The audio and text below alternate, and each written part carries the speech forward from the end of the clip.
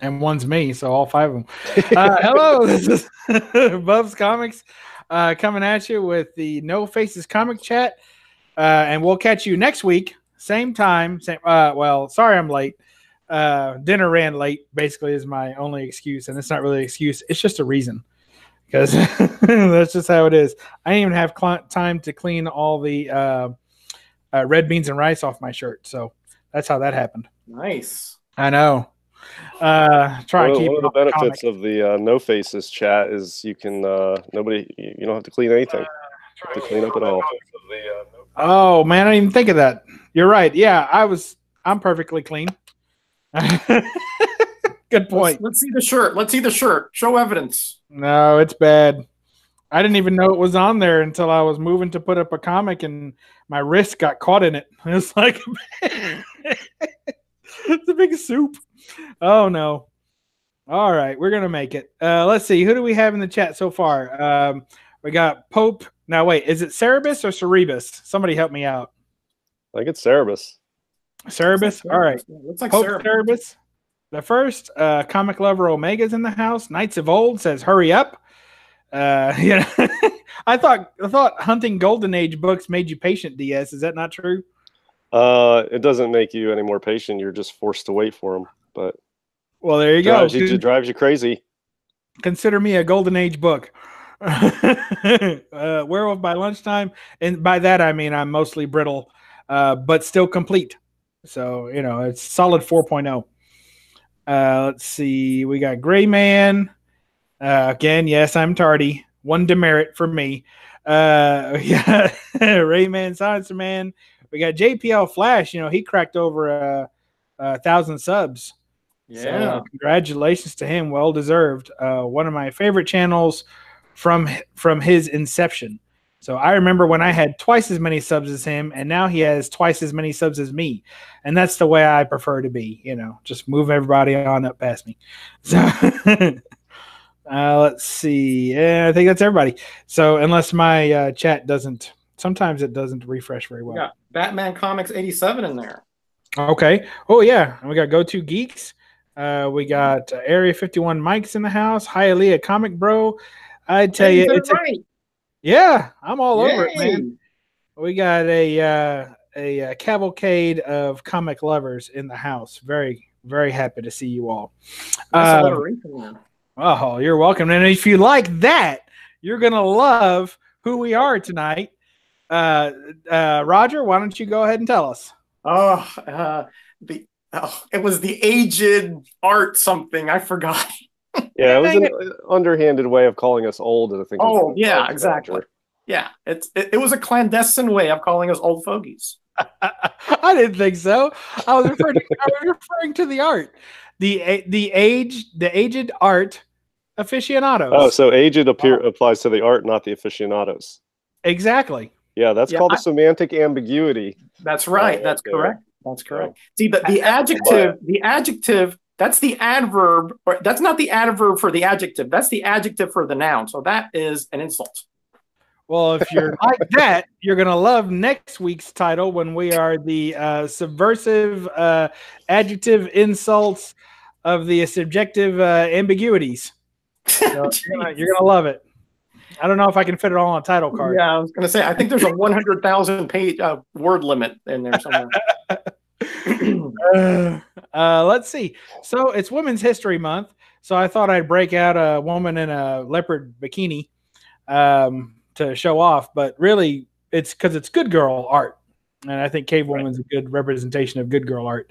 And a lot of times in the good girl arts, the girls can still look sexy or attractive. They're just not really aware of it. They're a little less conscious of it, right? So a little more, innocent, if you will. But that's what we're going to talk about tonight. And with me, as always, we've got Roger. Say greetings, everyone. Greetings, everyone. Nice. And we have DS Comics, of course, and say hi, everybody. Hi, everybody. Thanks so much for playing along. He gets off on that Puppet Master stuff. You know what I mean, DS? He really Well, does. you know, I like to stroke his ego a little bit, and you know. Yeah, we got to get him going here in the beginning. Then we'll kill him later on. Right, we'll knock him down later. Yeah. That's usually about the 7:45 mark is when I start feeling the whip. And I did not even know it was Women's History Month, so shame on me. But yeah, so I was surprised to hear that in the email we got. But that's awesome. Yeah, I think I'm pretty sure it is. It was like Women's National Women's Day on Friday, I think. I think it was Friday or Thursday, or I don't know, it was some day last week. Yeah, I'll buy it. Yeah. So, you know, I don't know how much of that I ship, but, you know, basically sometimes I get in trouble for the things I say, so I'll say less of them here. How about that, guys?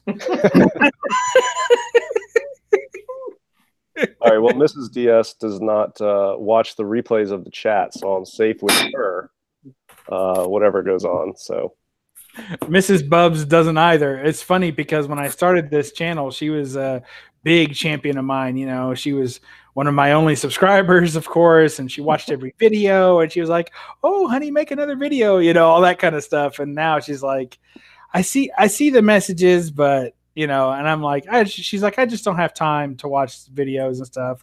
Like, sure. And then like later in the night, I see her with her headphones and she's watching some beauty tip or another. And I'm like, oh, you got time to lengthen your lashes, but not support your husband. I see, you know? Yeah, she usually asks me, she's like, how was the chat? And that's, you know, I try to talk to her about it. I'm like, you want to watch? This part was really funny, or we talked about this, or she's like, no, you talked to me about it enough. I hear enough about it. I'm not interested. So I'm like, all right, that's cool. Yeah, my wife has a similar reaction. She's like, oh, you know, she's supportive of it and all that, but she's not going to watch it. You know, she's like, wow, you know, how'd it go? Hey. Oh, well, oh, that's good. Bye. You know. Yeah, and usually I've taken so much time already out of, you know, family time to do the chat that I kind of feel bad just gushing about it for an hour later. So I just kind of, you know, I give her a slide too. I usually she'll ask more how it went, and I'll say it's great. You should watch it. You know, that doesn't work for me either. So no, but you know, so I mean, I'm safe to say whatever I want anyway. But you know, it's just, to me, you know, it's one of those unpopular opinions, and people, you know, rile against me a lot. But basically, the way that I look at anything that is sex, religion, or race oriented, right? Then I basically say that if you replaced it with any other group or any other type, would you be offended? And if the answer is yes, then you shouldn't have that either. So in other words, if there was a Men's History Month, would women be offended? And I think generally they would be. You know, so, and for that reason, I think it's a little much, or, you know, anything along those lines. So that's my unpopular opinion. Yeah, my view of these things where they have like a Black History Month, a Women's History Month, Latino History Month, or whatever, you know, they celebrate the different classes of people, the different races, genders, religions, all that. You know, to me, it just serves to point out that they need some special attention. And I think it undermines the whole point of what they're trying to do. Do you know what I mean? Yeah. I think it has sort of I agree. It's got a sort of a counterproductive effect to me. I think you should just celebrate everybody who's doing anything at all times, and you don't have to, you know, limit it to a month for a certain group. I just, I don't know. But yeah, I mean, a Women's History Month, and that means this is it. At the end of this month, we're not talking about women's history anymore. You know what I mean? That's not right either. Yeah, but that's one part of the argument. But the other part is, if you don't have at least a month, you may not talk about it ever.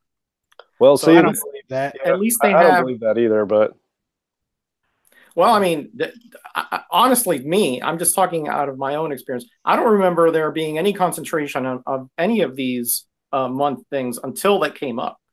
You know, we didn't really study anything like that in school. Well, back then, you didn't have this month or that month or the other. You just sort of tangentially, you know, studied it, and then that's it. That you didn't discuss it again. At least this year, at least this way, every year there's another talking point on it.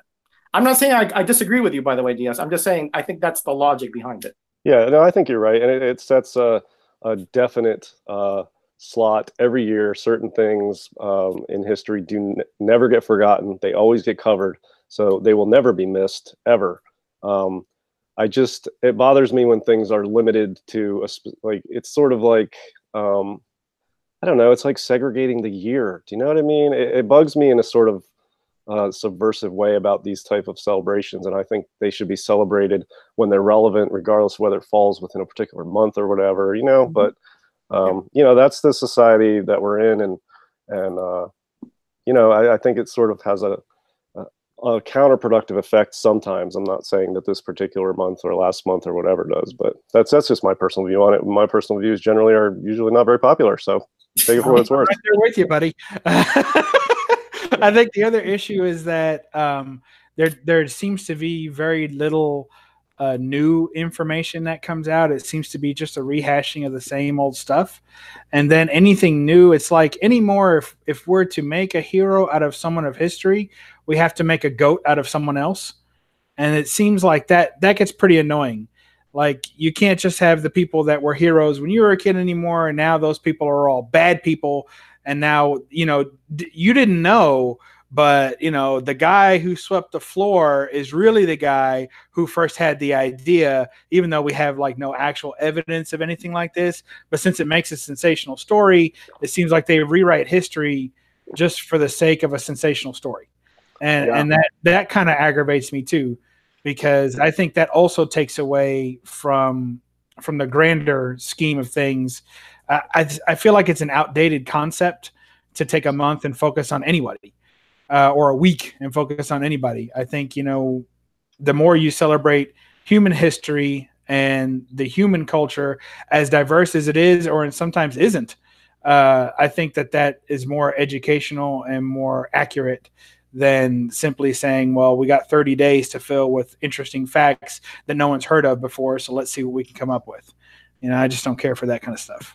Yeah, and I think, you know, societal tendencies and views, you know, they're always evolving throughout history. And when they go too far to one extreme, it's like a rubber band and it snaps back the other way. And it takes a while for it to even out before we move on. And, you know, there's a lot of negative stuff in this country's history with regard to women and minorities and, you know, sexual orientation, that type of stuff. There was a wild swing, you know, after the 60s to correct that. And I think it's reverberating and starting to, you know, go back and forth and even out back to the middle. And eventually at some point, I think we'll be past all of this, and everything will be pretty much accepted. And, you know, sort of like Roger's superpower is taking effect from last week that we talked about. And it just it takes time to get wow, things to somebody was paying attention. I'm shocked. I was paying attention. I thought about that all week. I am shocked. So that's what I by think the way, some of this Silver stuff Age is Dave still... is in the chat, and he says that Silver Age Dave month sounds pretty nice. Well, I think he'd need more. He's disagreeing with us that we shouldn't concentrate on one thing a month. Now, see, that would be shortchanging all the Silver Age Daves out there if you only gave him a month. There's no way he could cover everything he's done in comics in a month. Well, I don't know. I wouldn't put anything past Silver Age Dave. He might find a way. Yeah, he might have some hidden superpower. You never know. Well, he's been doing those nice hour-long videos that I get to watch on the replay when I'm doing comic processing business. They're really good length. He had a real long one today. Yeah. Yeah, I haven't watched it yet, but later on I will while I'm doing some comic processing. Yeah, he went to the Fantasticon, I think it is called, and man, he picked up a whole short box full of good stuff. I really wanted to go to that. Not that I was heavily invited. Like, it's not like, you know, I mean, when I say heavily invited, like Dave put out kind of a blanket, you know, anybody he did. Yeah. To come and stuff like that. And it's not that far from me. It's about 5.5 hours though. But I really heavily considered it. I had already told my wife I was pretty much planning to go, and then, you know, just didn't really make it. Plus the weather was really bad too for the drive. Yeah. But it's okay. I had a good weekend, especially with picking up comics and stuff too. Had a massive weekend for that. So it worked out pretty good anyway. But I was jealous, man, watching all that stuff today. I was like, oh man, I really wanted to go. I had a great weekend, but I really did want to go. Yeah, I'll tell you, 5.5 hours. I love comics and I'm passionate about them as everybody else in this community, but I am one of those people. I am not willing to drive, 5 hours to go unless I know specifically it's a book that's worth it. I've only done it once and that was to pick up that Black Cat Mystery 50. I specifically drove 5 hours for that book. But that was an exception because it's an exceptional book. But, you know, even I'm going to Heroes Con in June, and that's, you know, 5 or 6 hours, but I timed it to coincide with a family vacation because by itself, I would not be willing to travel that far to go to a con. I don't know. I don't know if my passion has a radius, you know what I mean? But the Baltimore con, that's only like an hour and 20 minutes from me. I'll do that. But a lot of these things, people are like, you should go to this, you should go to this. And I look and it's like 4, 5, 6 hours. It's not happening for me. Yeah, that's rough. That's rough to go that. First of all, because you're wasting time, gas, you know, there are expenses along the way, probably. And then if you drive back the same day, oof, that is a heck of a long day. Yeah, and if you don't drive back the same day, then you got to pay for a hotel, like lodging. You know, it adds up, and it's you know, if there's something specific I know I'm going after, it's worth taking the trip. But I don't know. I'm not a big con guy, really. I've only been to one in the last 20 years, and that was Baltimore last year. That's a good one to go to, though. Yeah, I'm going to go again this year. Yeah, that's a good one. Well, that's one of the reasons why we're going to go to Heroes Con this year is just because we're instead of going to all the smaller cons and spending, you know, every time I go to a smaller con, especially, I try and do day cons. I'll still try and get anything in my area. But for the ones where you got to stay overnight, especially as a family, because there's 3 of us. So that means I got to spend money on a hotel, usually a bigger one with multiple rooms. And you got to spend, you know, of course, the gas, food to feed 3 people as opposed to, you know, 1. You know, I could live off a hot dog cart the week if it meant I could buy another book. But instead, you know, sleep in my car kind of stuff, saving money all around. But not when you got the family. You got to be more, you know, safe. Yeah. You know what I mean? Safer than that, you know?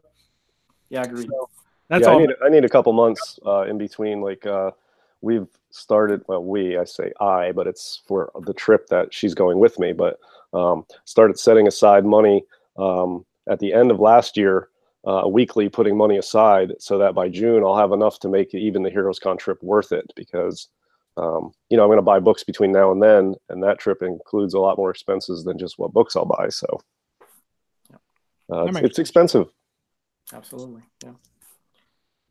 All right. Go ahead. No, introduce the topic. Well, the topic is good girl art through the ages. Through the ages. Okay. And so what does that mean? Let's first juxtapose them against some bad girls. So to me, here's an example. For me, is an example of 2 different characters. We have. Could you finish off with lifesavers, please? Actually, it's a dark chocolate dove, and it had a lovely message inside that said, "Be kind to others." Maybe you should read it. I am. I'm being kind to the chat because, you know, you're like, right. you sound like Two-Face, you know, like you're talking out of half the mouth. All right, it's gone. So you got the Savage She-Hulk, which to me represents a good girl mostly. How she changes into kind of a She-Hulk, obviously, but she still doesn't really over-sexualize herself purposefully.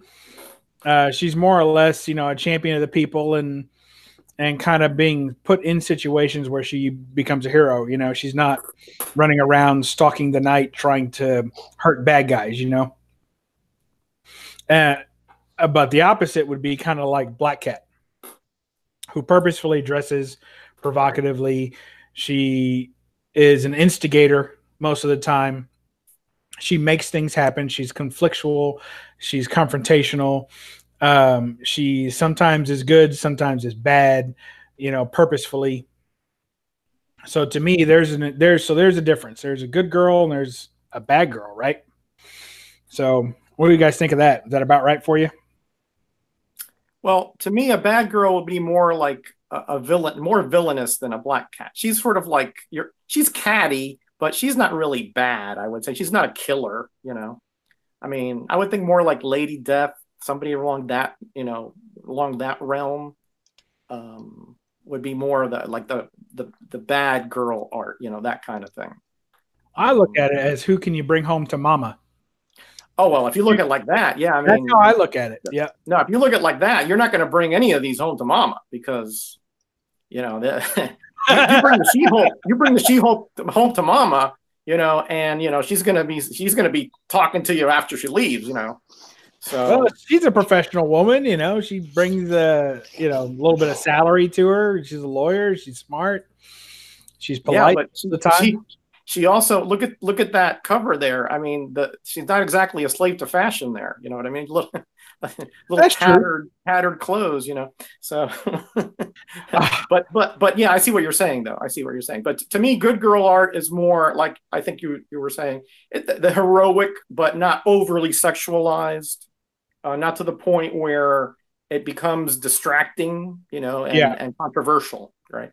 So, but like I have this one here, Adventures of Homer Cobb, with this Al Feldstein cover, and it's a teenager with a knee-length skirt, and she's ostensibly painting, but really she's just putting samples, and poor Homer Cobb is the one's carrying all the paint and driving him nuts. But it's still a good girl. It's still not a villainous person. Yeah.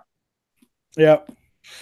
I believe it. That's true. Although if he's got to do all that, he may be cussing her name soon. So this is 1947. They didn't cuss out girls back then. True. At least story. That's what I heard. I wasn't around. I just. Oh, what are you talking about? You were there. That's no. I ain't that. Well, there's another aspect of good girl art, and that comes in the form, and I'm hoping DS will chuck a couple of books up there for us. I know he's always ready with his short box of comics. So let's see. But I know that he will have some examples of the damsel in distress, which is another key form of especially early good girl art. Yeah, I'm not really a huge collector. I'm a Golden Age collector. It's mostly pre-code horror, a lot of L.B. Cole, and then just some random other stuff. There's an entire category that's sort of called good girl art, GGA, and it spans a couple different genres. But most of it is in it's sort of its own genre that I don't really collect. But I brought this one out. This has a little bit of everything. It's got the good girl, it's got the bad girl, and it's actually a classic cover by a female named Lily Renee for Women's History Month. So got nice. The trifecta on this book.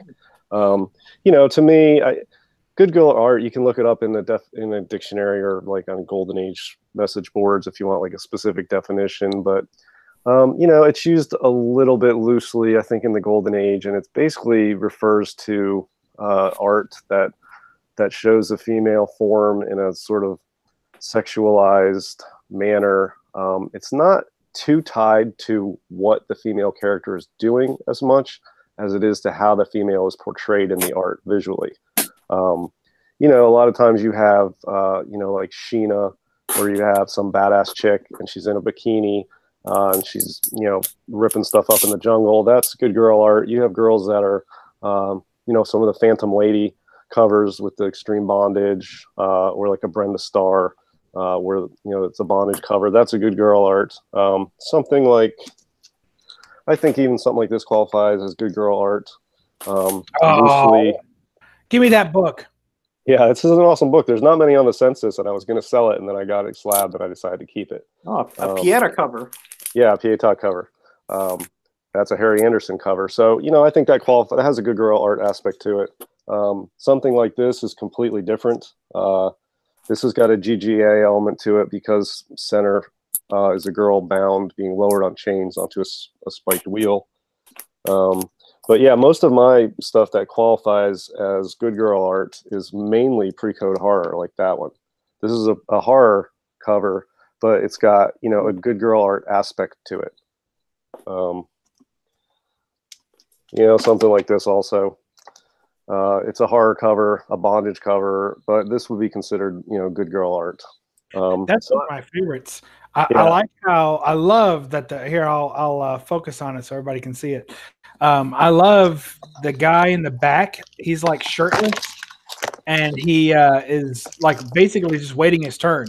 Like there's nothing but ghouls everywhere, and she's clearly about to get dipped and rolled into the boiling whatever, into the soup, right? Yeah. The guy in the background is shirtless, and he's just like, he's not really doing a whole lot to save her. He's just kind of accepted his fate, and he's about to die next. I just love that one. I think it's great. And you can tell, he's shirtless. She's got like tatters to her dress. You could tell that she was forcibly put on that wheel, without a doubt. And he's just like, oh boy, here we go. I love it. Yeah. Yeah. And it's, this is a horror cover, but the way she's drawn, it's very enticing, and it's very sexualized. Is it sexist? You got to consider the time frame it was in. But this has got a damsel in distress, but that dude is in distress too in the back. So I mean, both of them are about to meet the maker. But just the way the dress is torn, and a lot of times you'll see it's pulled over the shoulder, showing her shoulder. I mean, it's very risque. That's definitely an element of good girl art. But to me, for the Golden Age, it doesn't have to necessarily apply to a girl who is good and moral, like a hero, as much as it is visually how the female form is portrayed. And, I'm not a GGA collector primarily, so there's probably some out there that will see this or hear what I'm saying and say I'm totally wrong.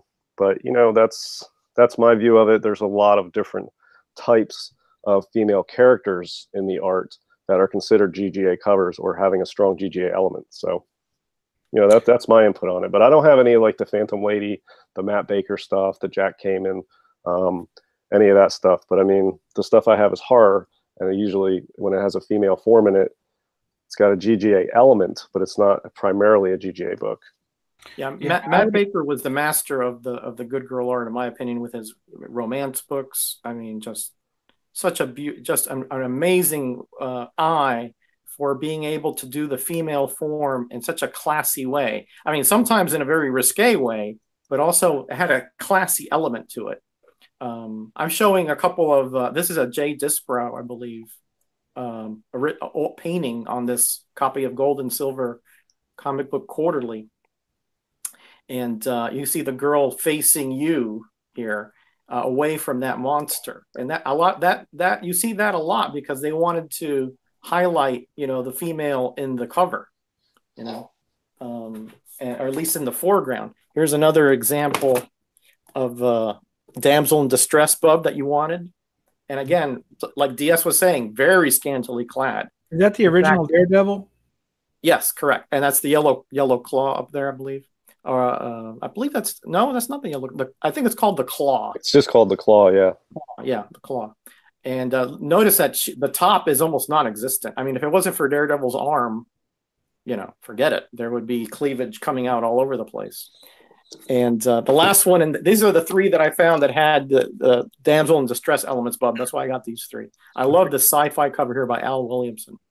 The incredible colors, incredible, the forms of the creature and the women and the guy in the back and the planets and this odd looking tree, just beautiful colors and just pops out here. But notice the scantily clad woman here wearing no protection. So I'm assuming she is some kind of alien, because she doesn't have a spacesuit. But these are the kind of damsel in distress covers that I think you were talking about, Bub. Yeah, and often the characteristics you'll see are tattered clothing, and some of the straps pulled over the arms. It's very risque, and it's sexist to a degree, even though it's sort of created for a market that was almost entirely boys and young men. So they were putting forth stuff that boys and young men would like. So it's a celebration of the female form was the point of it. But you look at these now and they seem very, very sexist and very demeaning to women. That wasn't the intention. But I can see as time goes on and you pull something from 70 years ago and apply today's mores and values to it, it takes on a different feel and a different concept. But it is what it is, and it's part of history. And look at the romance comics that were more geared toward younger girls and women, and it had a totally different outlay on the covers. They were all about relationships and feelings, versus the impact of the actual picture. Yeah, and a lot of those seem to have girls who have stolen the boyfriend away from their friend. You know, So Yeah. I don't really know what to make of that, but there's a lot of romance covers where there's the guy and the girl on it, and in the background is the other girl who has lost her boyfriend to this girl and is pissed that she stole her boyfriend from her. There's a lot of like love triangle type things and betrayal, and it's sort of like a spicy, exciting romance novel in a comic book form, geared more towards women. But those have become super popular. I'm not really into them, but the romance stuff from the Golden Age has been hot as hell. It's just that some of that stuff's super expensive. I'm not into it, but I see prices on that stuff, and then the demand has just skyrocketed. Oh yeah, agreed. Pope Cerebus the First makes a good point. He says men saved those women as well as binding them.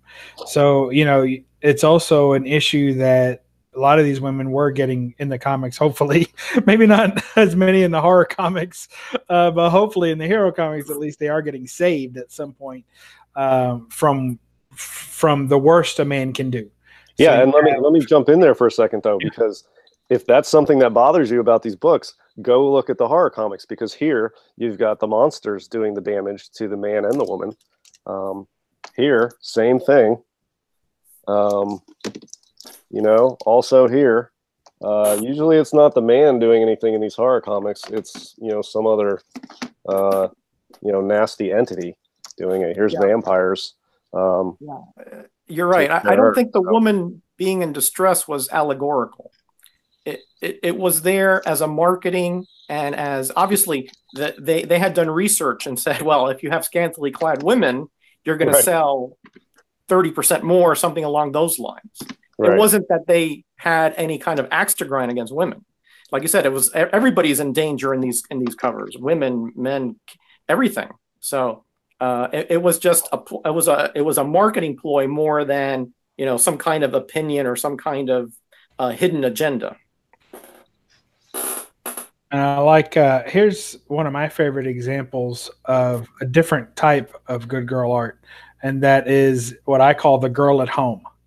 So there's, like you said, it was funny because you mentioned that alien that was sitting there with no spacesuit. There's a woman with no spacesuit. Everyone else is either a monster or has a spacesuit. So she's something weird going on there, right? Yeah. But you couldn't have drawn her in the spacesuit and made her look as good as they did in that picture, right? In that cover. That's right. That's why she's like that. You got it. So yeah. So I think another thing was that at that time, boys, and the Archie title kind of goes between boys and girls as far as its popularity. Not only boys read Archie, a lot of girls read it too. Mm-hmm. So I think that this is one of those. There was a bigger unknown to females.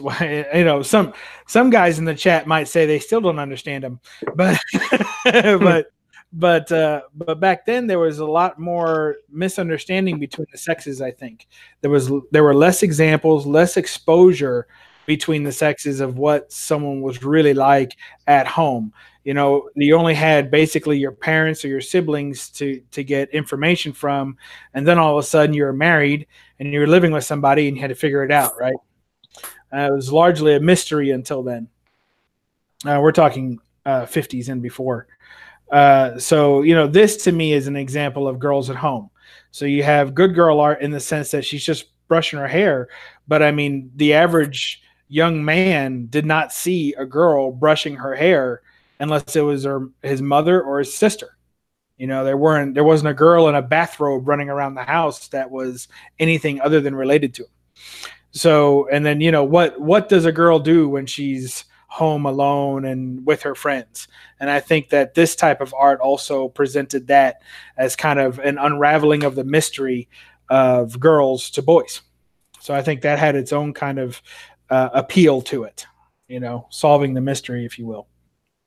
Yeah, and there's been a bit of a backlash in modern times against I think with people who rail against these older Golden Age comics, and they say that it objectifies women and it's sexist and it's negative. I think they truly don't understand it.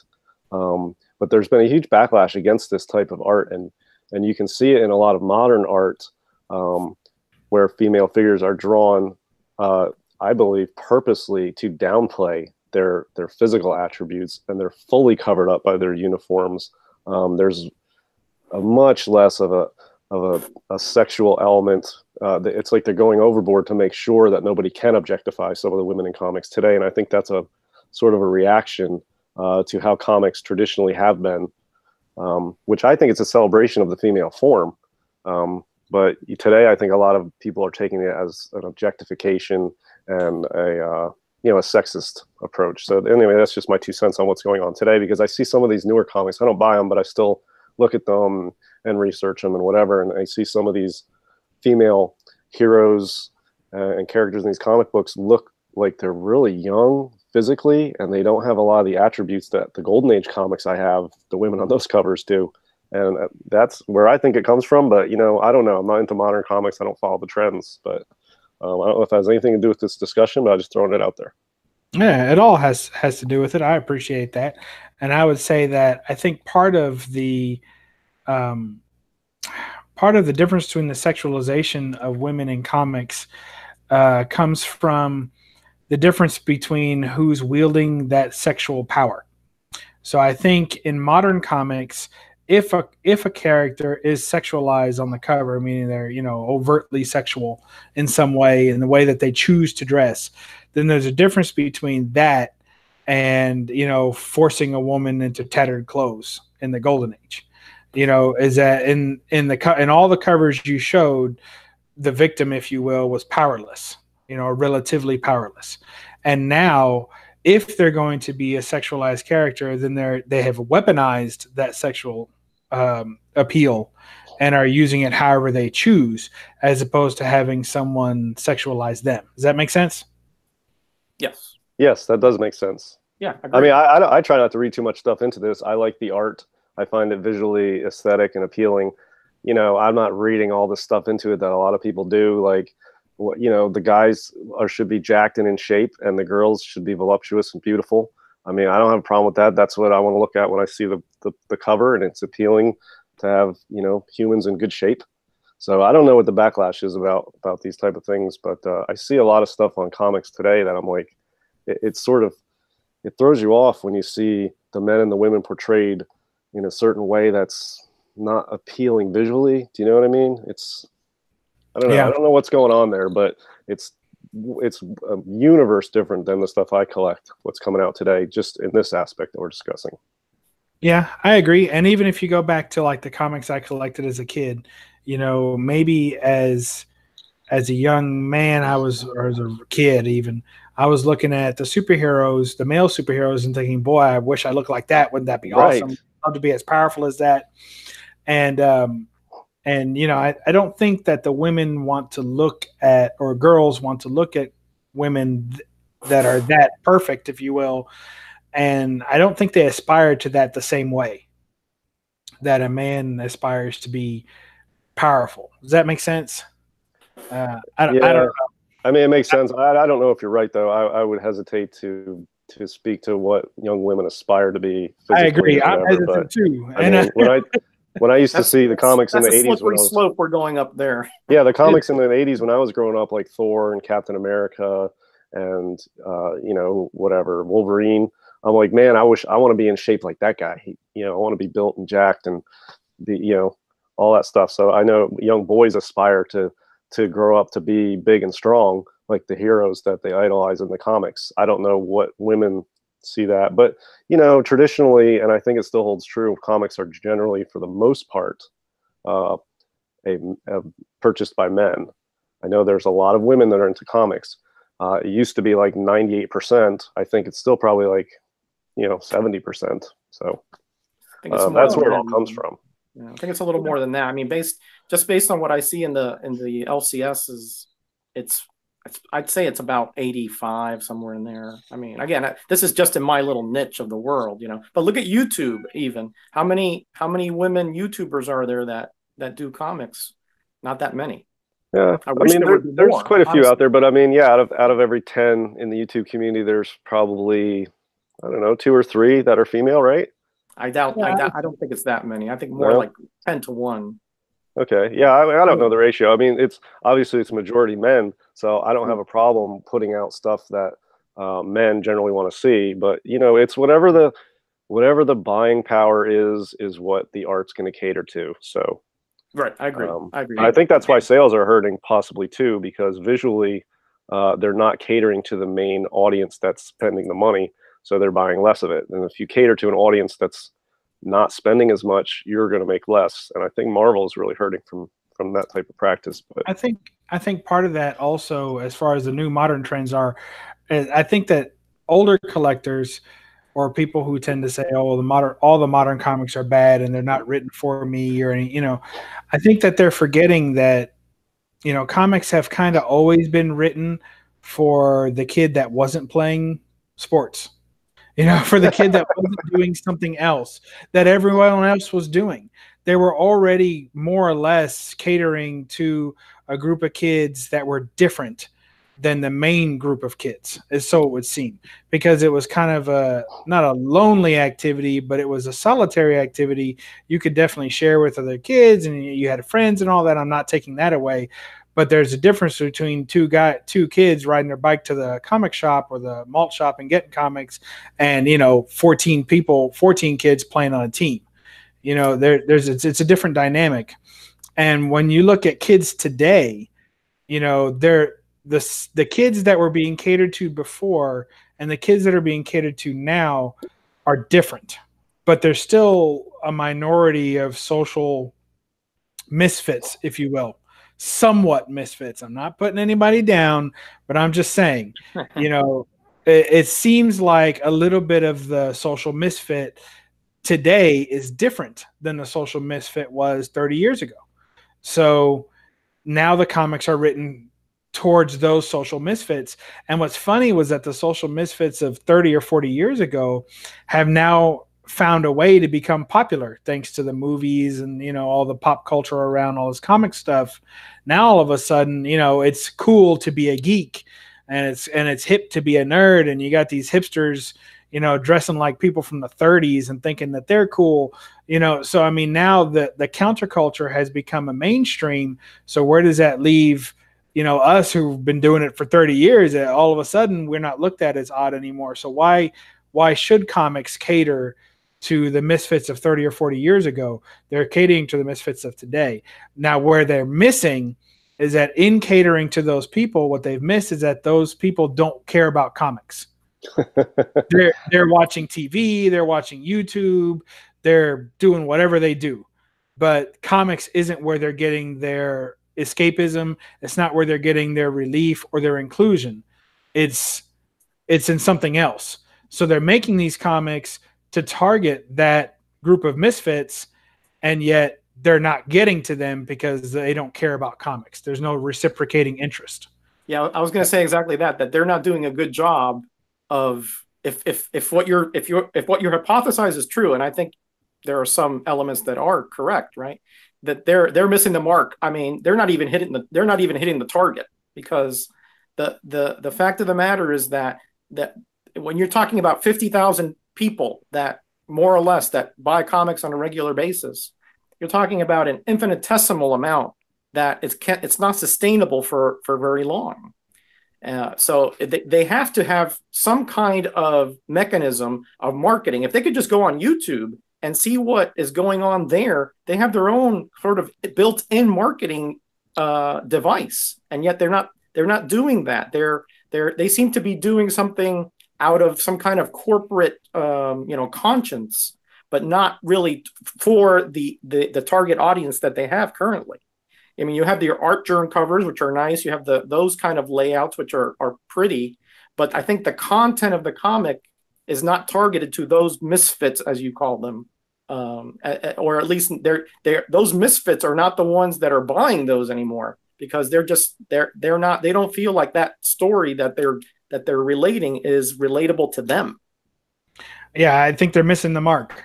Yeah, I think that they're talking to people who are not like them, and they're trying to talk to them in a way that relates to them, and it's missing. It's like, it's like a day counselor at a camp or something, It's the first day at camp, and the counselor's just saying things that they think that the kids want to hear, and they're not connecting with anyone because it just seems too, methodical and wrong. You know, it just feels off to the kids, and they can sense that kind of stuff. I think when there's a true disingenuine attempt to connect, kids are very perceptive in that, and they usually reject it, and then they'll go and tell other people to stay away from it. So, yeah, there's definitely some truth to that. I mean, I check out Comic-Con and I sort of keep track of how the sales are and how the industry is as far as what they're making and how the sales are, and they seem to be way down from what they were in the 80s or even the 90s. It was skyrocketed in the early 90s, but you know, I'm so far out of the loop on superheroes and new comics anymore that it's hard for me to really connect with what's going on in that anymore. But I do notice that the movies and the variant covers are sort of the two main aspects of modern comics. You pull up any random video, you know, throw all the new videos in a hat and just pull one out of a hat and go watch a video about a new comic. You will not be able to find one that does not talk about movies or variant covers. It's impossible. You know, it undermines a form of literature when movies and variant covers are becoming so powerful in that industry that the literature is really being overpowered by variant covers and movies. You know, is it good or bad? I mean, I don't know. I'm not in a position to make a judgment on that, but I certainly noticed that that's the fact. And I watch a lot of videos about modern comics. I am not familiar with any of it. I mean, I know some of the names, Art Germ and, you know, J. Scott Campbell and Adam Hughes and, you know, whatever else, but I'm not really up on it. But all of these, there's a significant aspect of the movies and the variant covers and, you know, the 1 in 25, what's the ratio, or who's the artist who did this cover, or is it signed, or is it a sketch, or is it a Comic-Con exclusive? You know, it's rare that you hear people in these modern comics talking about the stories. You know, John's Comics with Kids does a chat every week, and a lot of times most of the time he's talking about what he's read, what stories he likes. You know, him and White Whale have a show together where they talk about you know, the new comic book day, and they read the comics and they review them. That's an exception among, you know, new comic reviews. It's mostly movies and movie spec and variant covers and cover artists. And so, I mean, something's getting lost with the literature and the storytelling. And there was always a saying that I heard back in the 80s when I got into comics that a good story can carry bad art, but good art cannot carry a bad story. And I think that's in effect today to some extent. Yeah, I totally agree with that. I mean, it's, as somebody who came in primarily as a reader, right? That was kind of like the attraction to me initially, right? There was the escapism that I had when I read these stories, you know, and I wasn't like, you know, I wasn't abused or anything like that. But what I didn't have was, I didn't have, you know, a huge cadre of friends where I was, because I was Hispanic and I didn't learn English until, you know, later on in life. So I was kind of, you know, outcast, but I did read English fairly well though. And that's what kind of attracted me to these comics, that it was something that I could read and I could understand. It was at that level, especially like the Hulk comics, because those, you know, was like Hulk smash, you know, that kind of stuff. Wow. But nowadays, I mean, I don't want to, you know, throw the baby out with the bathwater. There are some well-written comics nowadays, especially in the independent realm. You know, they really are. But to me, it's hard. It breaks my heart when I see a Marvel comic that I pick up off the LCS and I read in 2 minutes, and I said, this is something that, you know, it's just dicta. There's no substance to it, or very little substance to it. And DC a little bit better, but it doesn't have, again, it doesn't have the entrancing effect that it did when I was a kid. Of course, now I'm much older, so I don't expect it to be that impactful. But I still read a Silver Age and a Bronze Age comic, and it still has that kind of, you know, je ne sais quoi about it. But nowadays, man, I really feel for the collector nowadays who has to pay $5 for a 2-minute read. I really do feel for it. Yeah, and when I was in the 80s, I remember there were 2 comic books that came out every month that I couldn't wait to get so that I could read them. and the art brought the story to life, and it melded it and mixed in a way that made it magical, and I couldn't wait for the next issue. And those were Thor and the X-Men. Those two books every month, and I'm talking probably like 82 through 87, 86, in that range. Like the middle chunk of the 80s was when I really got hooked on comics. And it was the X-Men and Thor, and those issues, the stories and the art together was like an escape, and it was such a fantasy. I mean, the writing and the art on those stories back in the 80s, phenomenal. Now, maybe I'm just old and the stuff now is just as good, but for me, whatever the best stories for me were what I read as a kid, because it was magical because of my age, but I think partly because of what they were too. The writing and the art of those two character books in the 80s were phenomenal. Yeah, well, you picked a good one, and the Thor in the 80s was just excellent stuff. Excellent. Yeah, and nobody really values that stuff today. Nobody goes after it. There's hardly any keys. Thor must have the longest run without a key in the 80s after Beta Ray Bill. There's not a single key in the Thor run for like 10 years. Yeah, you're right. It's crazy. Right. But that's a shame, because, and the same thing with the Legion of Superheroes. There are no keys in there. But when you're talking about almost a graphic novel type of tight continuity that is in those 20 years of comics, it's a shame that people don't value them for the literary value they have. Just because it doesn't have some kind of key appearance or some kind of error behind it or something like that. Well, and I'd be curious to know, like, what's the longest run in like modern times that a single writer has been on a single book in continuity? Because I remember the X-Men in the 80s, at the time, I didn't know who the writers or the artists really were that much. But, they had blocks of writers and artists that stayed on these titles for a long time. Yeah. So they were invested into the characters and the storylines. I mean, you had like the Phoenix saga was like spanned like, 7 years or something. I mean, yeah, it wasn't that long, but it was a while. Yeah. Yeah. I mean, I don't know exactly how many issues it was, but I remember reading some of that, and I had to go back and get other ones. And it was like, it's a huge stack of books to just read everything about the Phoenix saga. You know what I mean? Well, Stan Lee wrote Fantastic Four for, I think, almost 10 years.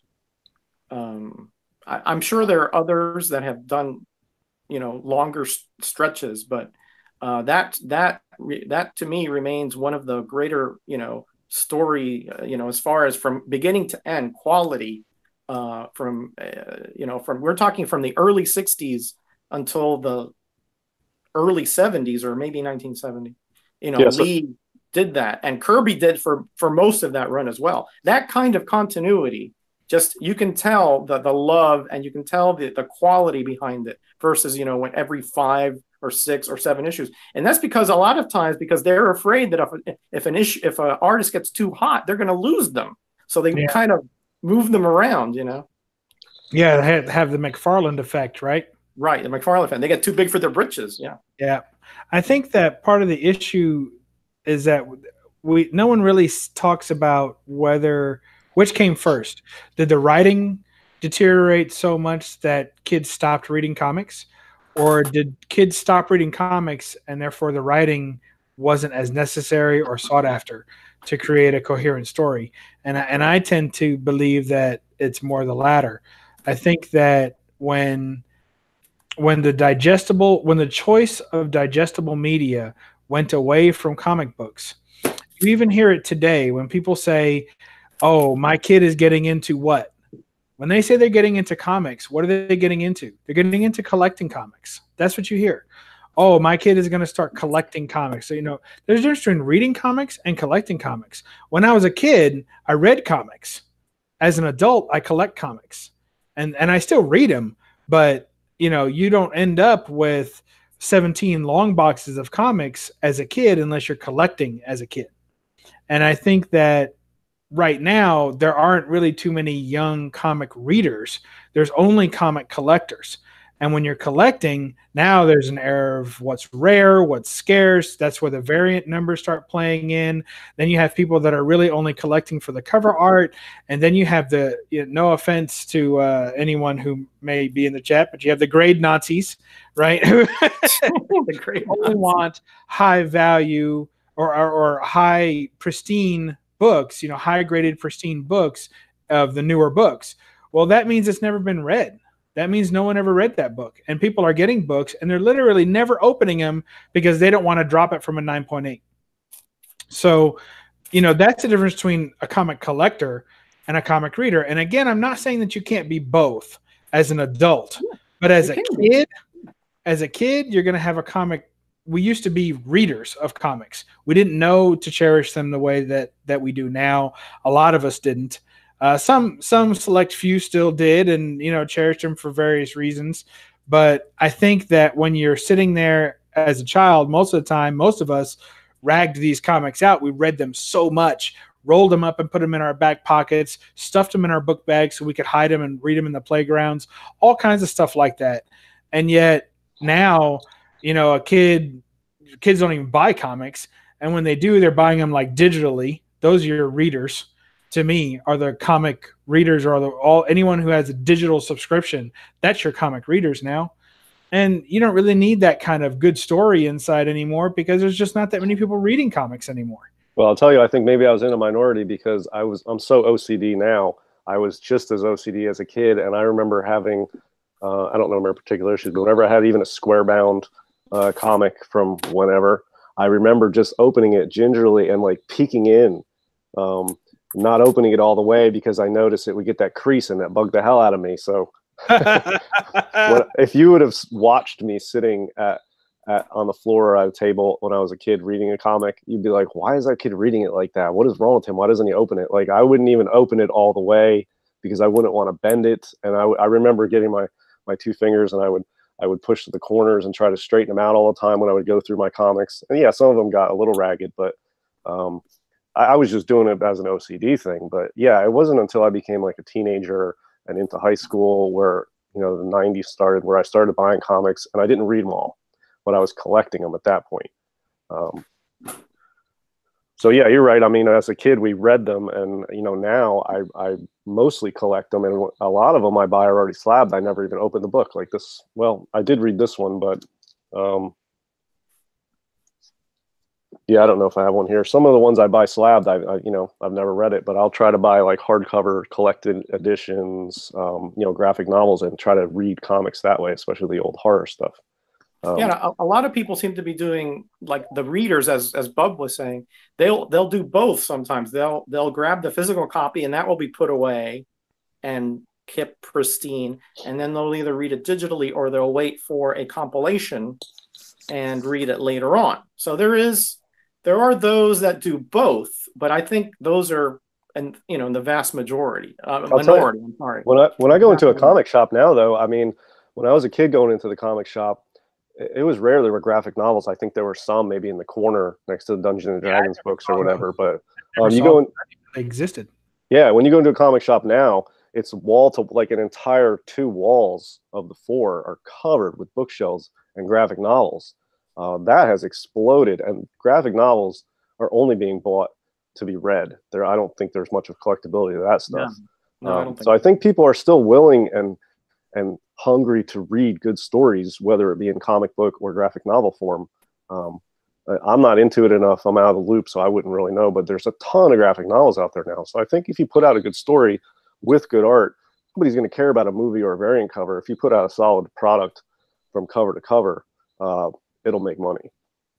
Oh yeah, certainly. Yeah. Okay. Going back to the topic here at hand, I know we kind of got a little bit off track, but it's an ancillary issue. The topics are always just launching points, and I know that with you guys, we end up in the stratosphere, and sometimes we choke on a cloud. But for the most part, we. Yeah, I love when we go off the rails. Yeah, it always goes where it needs to go. As long as that's informative. That's why you love this chat, because it always goes off the rails. Yeah, I mean, last week was to the extreme, and that was super entertaining. I watched that on the replay twice for my own benefit, and I just laughed my ass off all the time. So yeah, going off the rails is always fun in these chats. I was just thinking a second ago when you were talking about being so OCD even as a kid. I was like, well, I wonder what 5-year-old DS was doing. So when he gets his time travel machine, he's going to go back and slap comics out of the hands of every postman that tries to put a crease in them. Well, now that I would be aware of grading if I went back in time, there was no CGC or anything back then. That would really affect the way I look at comics, because it affects the way I look at them now. DS would probably go into an epileptic seizure if he saw my mailman when he delivered my Justice League of America comics back in 1975. Because they folded came in half and stuck in the mailbox. It came in a brown wrapper, but it doesn't even wrap the whole thing. It only wrapped about 2/3 from here to here, and folded in half with the label here. And so there would always be a crease down the middle. Yeah, it was like a tubular sleeve, like a brown paper sleeve they just put over the top of it and then fold it in half. Fold it in half, yes, right. Yeah, correct. I know. I get all these Golden Age comics with subscription creases, and that's what it is. That's what it is, yeah. And again, I remember those days, and back then I was like, man, even I was like, man, I wish they wouldn't, because not because it caused a crease, but it was harder to read because it would keep folding out, in on itself when you're trying to read it. I would bend it back, bend it, and that would destroy it even more, But so those days, I mean, that's why the comics were collectible today, because we just didn't really take care of them that well. There were no plastic sleeves like they are now, and backing boards. You were lucky if you threw them in a shoebox and you got them covered up from the dust. That was about the gist of it. Yeah, it just reminds me of something. This is also off the rails, but of course. The Batman Damned. I think there's 2 covers. I'm not sure. I see Batman Damned for sale a lot, and it looks like there's 2 different covers. So I'm not sure which is which, but whatever. They're both out there. I went on the census just for fun because people were like 9.9. Here's a 10, and I'm thinking to myself, man, I've seen quite a few of these. And I went on the census. There are hundreds and hundreds of 10s and 9.9s on the census for that book. It's insane. I love 9.8s for modern books, but this is going too far almost for me.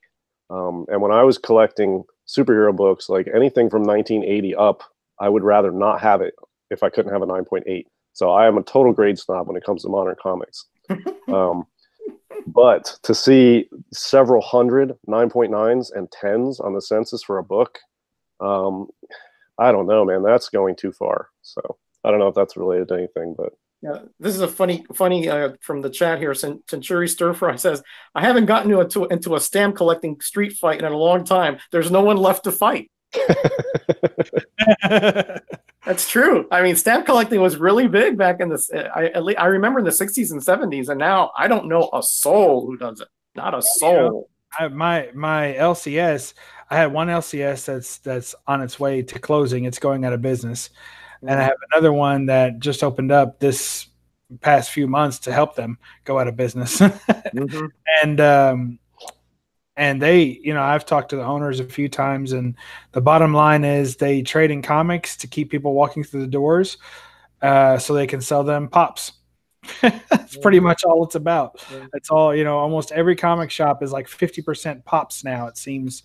Those Funko Pops, which I do enjoy those, but, it's kind of weird that they're keeping subscription customers. They're not making any money on the subscription books, hardly.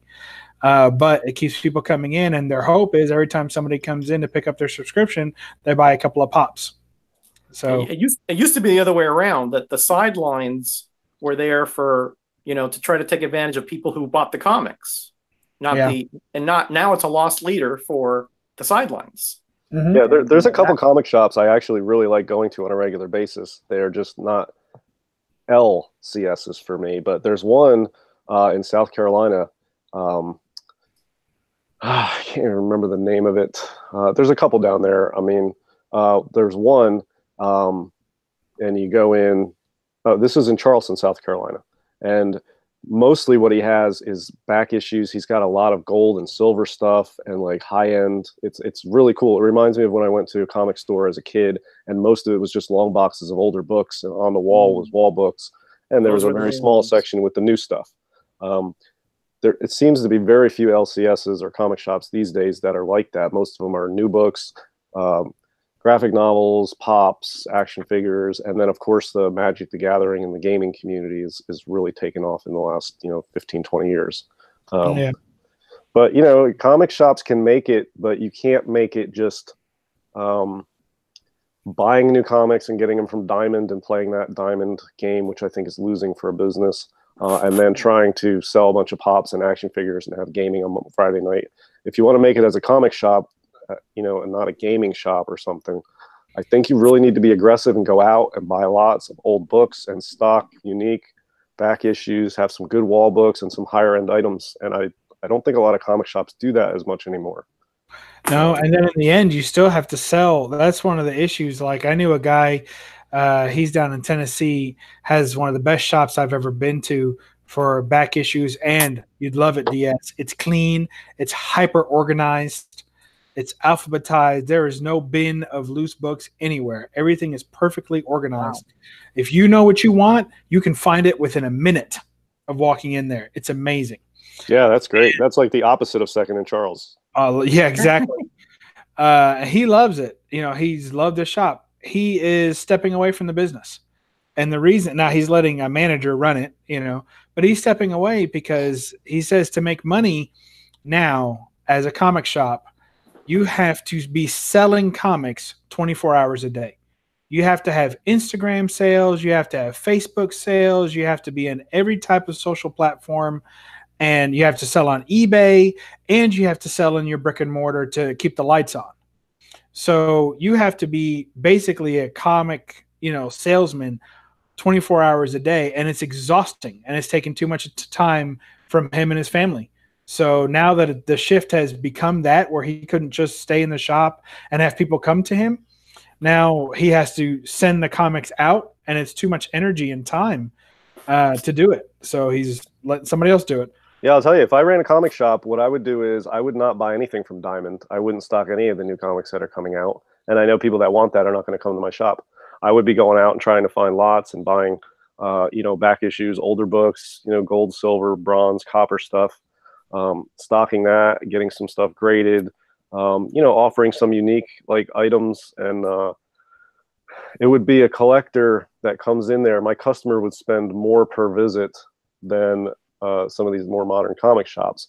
I might have less customers, but I would have customers coming in spending, a couple hundred as opposed to 20 or 30 bucks or 10 bucks. That's what I would do if I had a comic shop. But what do I know? I don't have a comic shop, but I sort of do. I do a lot of sales on eBay. Yeah, really. And I sell everything online, and I don't sell anything modern. And most of what I sell is gold slabs. So there used to be quite a few shops like that would deal in magazines, paperbacks, comics, pulps, things like that. Somewhat similar to what you described. But now with the advent of internet and one-click buying and not having to actually drive and search, those are going the way of the dodo bird. Yeah, but you can make a place that has an experience that you can't get online. It has those dark corners, and it sort of has that enchanting sort of clutter of cool stuff. Do you know what I mean? Everybody's been in stores like that, and a little hole in the wall shop that's got little nooks and crannies and just weird shit all over and old back issues. And you would go in there and buy something that you could search at home and find on eBay, but it's more fun of an experience to go in there and look at all the cool, weird old stuff. And sort of like an antique store for comics and comic related things is what I would like to see a comic shop. Yeah, I'm with you. Yes, that is to me what you described as heaven to me. And there's a few out there, but not I think we are in the we are in the small minority, I'm afraid. And then of course you're talking about location, overhead. It's just I think everyone would like to be. I think everyone wants to be a customer in that shop. That sounds magical, really. And I've been in a couple of shops that were like that, and it's a magical experience. But realistically, how do you advertise that experience without completing the sale? And that's what happens, because these shops say, hey, we just got a brand new batch of, whatever in. We just bought a big collection. Come by and see what we got. And as soon as they show a couple of pictures of the stuff they got, people are making offers on eBay. People are making offers on Facebook. Yep. Like, how much for this? How much for that? They don't actually have an interest in going. They're not going to travel 200 miles to go see this book in person and have the experience of the shop. They just want the book in the mail. So they're like, well, how much do that? In my shop, I wouldn't be paying, hey, just got this lot in, here's some cool books, make an offer. I wouldn't even do that. I would just have my shop. I might have a website with some pictures. You know, you have to have a social media presence, but I wouldn't be using it to sell books or to, I would want people to entice people to say, oh, that's a really cool little corner store. Let's go check that out. And just have like a nice experience. And, you know, you'll spend money while you're there. I wouldn't be, not that I wouldn't sell online. I mean, you could still pick up stuff and slab it and sell it on eBay, but you got to have an experience as when you go into a store. There's got to be more than just going to pick up, you know, what's in your box. You know what I mean? It doesn't have the same charm to it. I agree. And if you had a store with that kind of charm, like what I'm talking about, like a hole in the wall, sort of charmingly cluttered place with cool old stuff, word of mouth would spread, and you could have a really good business doing that, and you could really sell some high-end stuff, and you could make a lot of money, and you wouldn't have to rely on Diamond or Magic the Gathering on Friday night at all. But I hardly ever see places like that. DS can't stand MTG. He blames it for the downfall of the modern comic shop in general. Well, let me tell you about Magic the Gathering, okay? I was so like confused and like amazed. I'm like, what is this? I was so curious that I've dedicated myself to learning how to play Magic the Gathering. I'm like, I'm going to take this up as a hobby because I love complex games like that. So I sort of started to get into it. And then when I learned that they have new packs of cards that come out on a routine basis, that sort of the rules are always changing in the game. You know, I've always liked chess. The rules are always the same. But in Magic the Gathering, the rules change from time to time as new cards are issued and whatnot. And that destroyed it for me because I need something that has the rules stay the same where you can sort of work on mastering it. So then I gave it up. Well, that happens. Well, I'm glad. At least it wasn't just a blind hatred. You actually endeavored to join. Yeah, it was like the Gray Man saying, like you mentioned, Dungeons and Dragons. It was my impression of Magic the Gathering was that it was like Dungeons and Dragons, but with more hard and fast rules that change all the time. So it's like not like Dungeons and Dragons, and not like chess. So, yeah, I lost interest very quickly. Yeah. Well, cool. What about you, Roger? You got anything to end us off on? We're a bit late on time as usual. Well, I just wanted to sort of show some other good girl art and how sort of like the evolution of it in a sense, right? You know, you saw like when you showed the Archie and how, you know, they were like more wholesome and, you know, they were whimsical and they were, you know, perhaps a little bit, you know, mean perhaps here and there, but they were essentially just playful, right? And then you get to, you know, something where like this Huntress cover where she is just being, this is her, I think her first cover appearance of this Huntress. And she is just being displayed here and you can see, you know, there's a skin showing, but not an immense amount of skin, right? A little bit here of leg, a little tiny bit of cleavage of the shoulder and neck, of course. And then you go like this one. I thought of you, Bub. This Tigra cover, where obviously she's covered up. You don't know if she's has her any clothes on or anything, but she's looking at you through these, you know, through the shrubbery, and it looks to me like she's about ready to pounce. You know. So it gives you sort of like that that impression that there might be something going on here that you're not sure about. So here's more of a static picture, and here's more of a suggestive picture. And then the more modern one here, the Art Germ, again, Supergirl, obviously by these lines here, whooshing in and posing for this picture. And that's sort of like the modern cover now. It's not really indicative of what's going on in the story, but more of an art piece or a display piece, almost like a print that's on the cover. So that's kind of a progression that I wanted to show of the Good Girl art from when we started in Archie to, you know, something a little more static, a little more suggestive, to now posing. Yeah, I agree. Yeah, I think you're right. I hardly ever see modern comic covers that are related in any way to a panel on the inside story. But, you know, take that with a grain of salt, because I don't read modern comics, so I could be completely way off base here. But I'm sure that Supergirl cover, it just looks like a photo. She's posing for a photo, and it's exceptionally well drawn. Nothing against these artists. I mean, they have talent. It is lovely. It is. It really that's not a panel from the inside, as opposed to most of my books are exactly taken from a panel or relate to a story that's on the inside in some way. Or the Archie ones, they usually have a scene on the cover with word bubbles, and it's like an entire story being told on the cover that relates to something on the inside as well. Well, they usually don't. They usually don't relate to it's its own comic. So usually the cover will be its own, completely its own little mini scene, but it is a scene, obviously, with text and everything else. And then you have more stories on the inside, usually have nothing to do with the cover. Yeah, and I dig that. And I like when there's like a story that's like a separate comic on the cover, whether or not it relates to the inside. I like the covers that have like the 4 or 6 panel layouts right on the cover. Those are also cool, even if each panel is like a separate little storyboard, or it's like a separate comic on the cover. I think that stuff's really cool. Yeah, in the 70s and 80s, especially George Perez, Byrne, they did a lot of those kind of teaser covers where they would have little vignettes of what was going on inside the cover, inside the comic itself. But yeah, Archie is sort of its own little, it's almost like its own little genre, because as Bub was saying, usually you have different stories inside. Like some Archie comics even have superhero comics inside. But you wouldn't know that from the cover. It's not advertised. It's just, the cover is just sort of there because a lot of them were in grocery stores and things, you know, where people would watch and say, hey, that's funny. Let me see what else is in there that's funny. So that was kind of their little niche there. It's good stuff. Well, what do you think, guys? Have we exhausted everyone on these for one night? Probably. All right.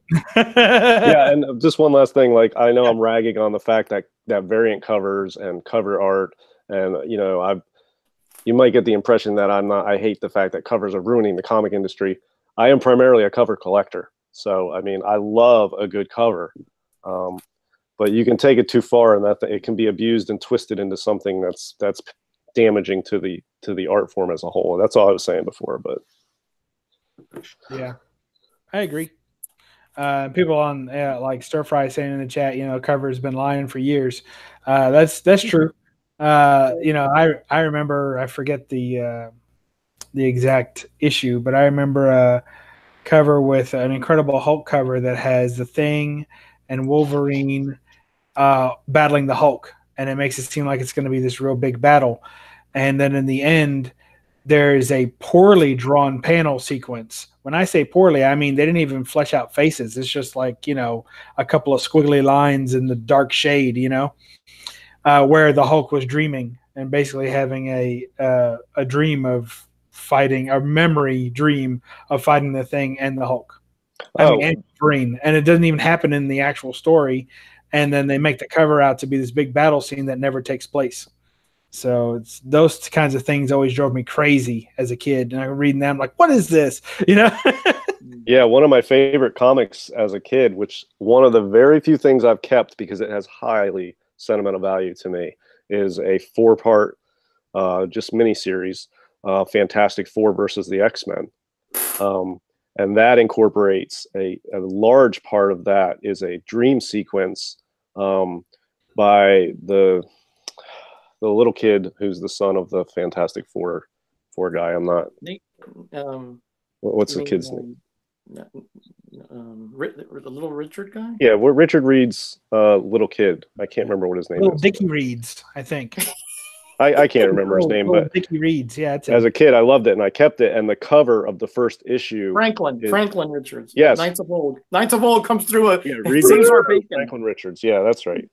So the cover of the first issue is a completely unrealistic scene. It doesn't happen in there. It's merely a scene from the kid's dream at the beginning of the story, but it's a super cool cover. But I remember that was totally misleading, but it did it so well. I kept that. One of the few comics I've kept from when I was a kid was that 4-part miniseries. Cool. So yeah, just the dream sequence thing you said, Bub, just reminded me of that. Great. I hate when that stuff happens. All right, guys, let's say we wrap it up for tonight. Go be mean to our families instead of our extended comic family. And I want to thank everybody in the chat. Metarog's in the chat. DS Comics, I appreciate you joining. We got Stir Fry and Biggie Shack, Knights of Old. I mean, the list goes. The Gray Man's been active. I just wanted Simon Comics in here for a while. Just highly a comic, bro. I mean, it goes on and on. Thank you all for hanging out with us tonight and for listening to us. I know, because I watched other chats, and I know you guys do too, how different this chat is than other chats. I'm sure it's something of an acquired taste. So I thank you all for giving us a shot and spending time with us. Yeah, we are like that hole-in-the-wall cluttered comic shop that I'm talking about. We have less customers, but they come for more value. Oh, I love it. Yeah, you like that? Yeah, we're about the quality here. We're all about the quality, not the quantity. Yeah. Right. And if you set up your pull list at another shop, we'll give you 10% off at our shop. At our shop, absolutely. Yeah. Don't come here looking for your variants. Yeah. Right. All right, guys. Well, I thank you, and we'll sign off. DS, stay after for a minute. Do you have a minute to stay after? Yes, I will stay after. So okay. Everyone do your homework, and we'll see you next week. Thank you. And Roger? All right, everybody. Thanks again for hanging with us. Everybody be blessed and be back next week. And thank you all for joining us on the No Faces Comic Chat. And read a comic. Thanks. Bye.